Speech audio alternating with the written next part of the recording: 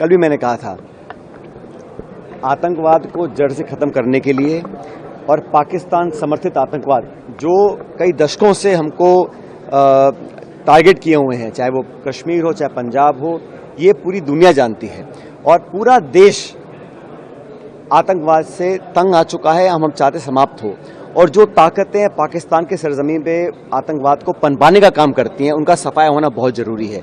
इसमें कोई दो राय नहीं है, इसमें कोई अलग अलग बात करने का मतलब नहीं बनता। सारे दल, पक्ष विपक्ष, पूरा देश एकजुट है और होना भी चाहिए।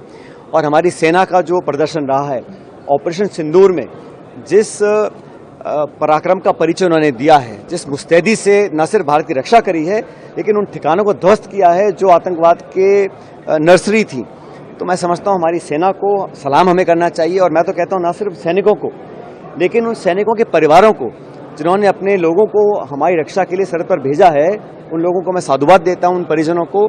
और पूरा देश गर्वान्वित महसूस करता है जब भारत की सेना देश की रक्षा के लिए सब कुछ कुर्बान करने के लिए तत्पर रहती है। और मुझे लगता है कि पूरी दुनिया में सबसे प्रोफेशनल आर्मी अगर कोई है तो भारत की है।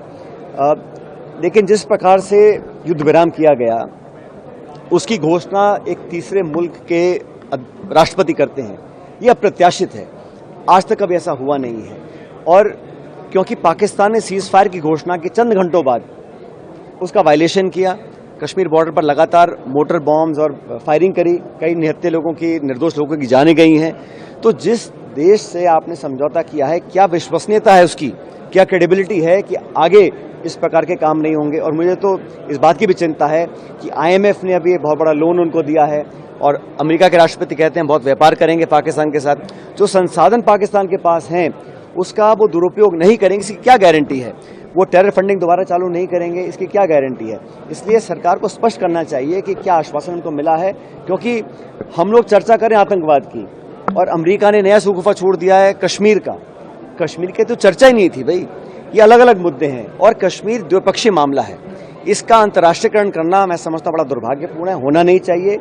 और मुझे लगता है कि अलग अलग देशों से जो आवाज़ें आ रही हैं उसमें कहीं ना कहीं भारत और पाकिस्तान को एक तराजू में तोलने का काम किया जा रहा है, जो बड़ा गलत है, क्योंकि कोई तुलना नहीं है।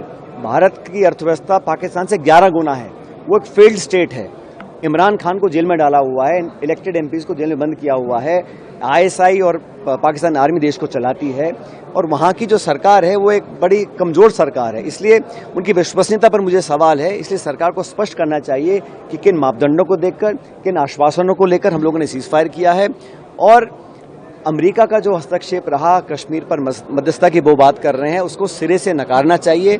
और विदेश मंत्रालय के कोई प्रवक्ता वक्तव्य दें, उसका कोई मतलब नहीं है। सबसे ऊंचे लेवल से ये खंडन आना चाहिए कि हमने व्यापार के लोभ में या डर से ये समझौता नहीं किया है। और राष्ट्रपति 3 बार बोला ट्रंप साहब ने कि मैंने ट्रेड का और व्यापार का डर या लालच दिखाकर ये संधि करवाई है, उसको नकारा जाना चाहिए। और मुझे लगता है कि पूरा देश एकजुट है। आपको याद होगा 22 अप्रैल को जब घटना घटी, सबसे पहले खरगे साहब ने प्रेस कॉन्फ्रेंस करके कहा हम सरकार के साथ हैं। और आज भी जहां तक देश की अखंडता, सुरक्षा और फौज की बात है, हम सब लोग एक थे और एक रहेंगे।